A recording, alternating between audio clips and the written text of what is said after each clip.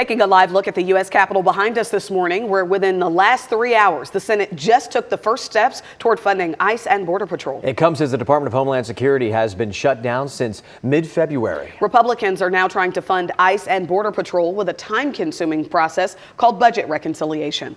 Democrats oppose the plan. They've been calling for policy changes after 2 protesters were fatally shot by ICE agents. The plan now heads to the House, and it comes as ICE is making headlines right here in the Lone Star State. Governor Greg Abbott demanding cities team up to help with enforcement or lose a lot of money. Yeah, Natalie Haddad is live in Dallas this morning. Millions are at stake here, Natalie, and it all comes down to decisions that need to be made today. Tell us more about that.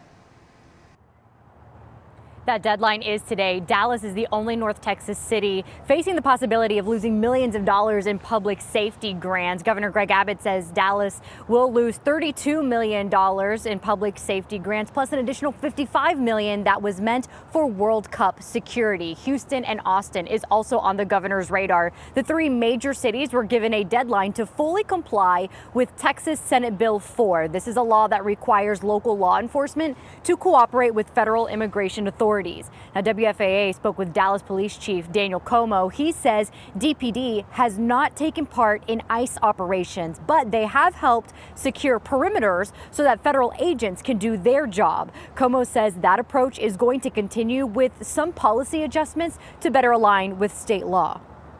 Will we cooperate and assist our federal partners? Absolutely, we will. But we are not immigration officers. We're going to do our job as Dallas police officers. But there are going to be some tweaks in the general audits so we can line up with the state.